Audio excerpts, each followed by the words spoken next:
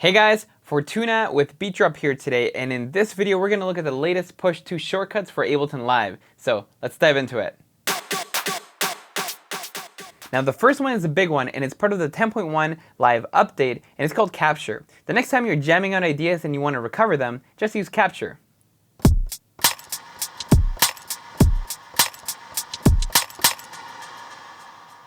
Just hold down the record button and tap New when you'd like to capture something.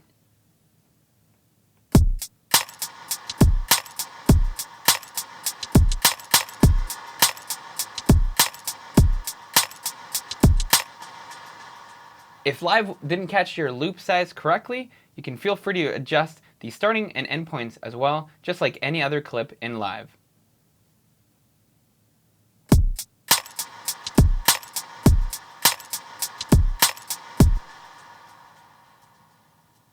As you change between the different note layouts in your drum racks on the Push 2, you're going to notice a few different modes that are really useful, like the loop selector mode and the 16 velocities mode. But maybe you didn't know that you can actually access both of these momentarily just by tapping the layout button. It will change the view in the bottom right corner of your push. This is actually really useful if you're a performer and you're using the 16 velocities mode a lot. I can actually use this. And then if I want to switch my loop size, for example, let's switch that for a moment, make that 1 bar. Let's just make sure we trigger this clip and overdub in there.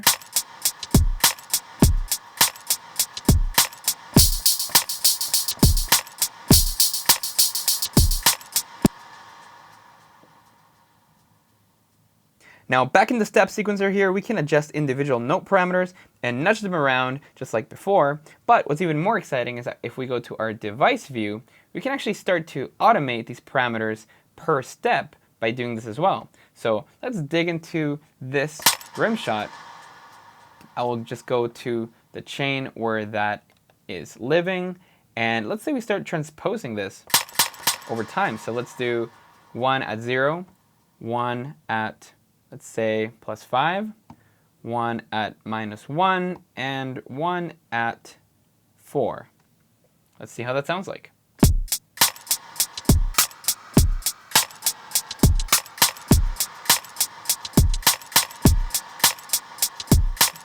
You can keep adding as much automation as you like to each step because this is just regular automation in Live. One of the most important buttons you'll be using on the Push 2 is the undo button. Now, whenever you hit undo, you can undo the last action, which is excellent, but if you keep undoing, and maybe you just went a little bit too far, notice how the step sequencer here changed on the bottom, maybe I didn't mean to do that. I would like to redo my actions and get back to the state where I would like to be. Well, just simply hold Shift and undo.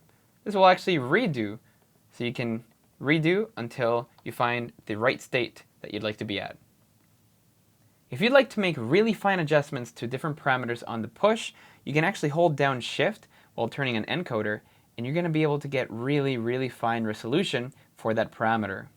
Moving back and forth between all the pages on the push can be a little bit distracting to your workflow, so if you want to stay in the zone, whether it's for the display or the pads, next time you can just simply hold down the page that you would like to quickly access, make some changes, and then let go of the button. You're going to be brought back right to where you were, and you can keep programming, you can keep creating music. The order of your devices in Live is going to be really important when you're mixing and designing new sounds. So next time you're on the push and you'd like to swap around the order of certain devices, just simply tap the button above the device that you'd like to move around and turn one of the encoders above the screen. Here I've just swapped out the saturator in front of the reverb, which has a really different sound from when it's placed before the reverb.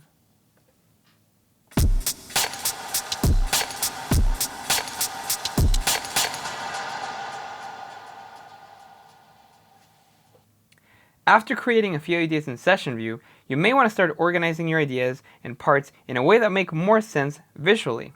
So you can hold down the Shift button and tap on the clip that you'd like to change the color for. Here I have the first set of clips green, so let's do the second set in the scene number 2 as purple. So we'll change the color of those. Then on scene number 3, how about this blue? Then on the last scene, let's make that yellow. Just like that. And now we have a much more organized set of scenes. You can also do the same thing inside a drum rack by going to your note mode and color coding each drum pad so that you know which pads to hit when you're playing. Once you're ready to record your session view performance into arrangement view, just hold down Shift and tap the record button whenever you're ready.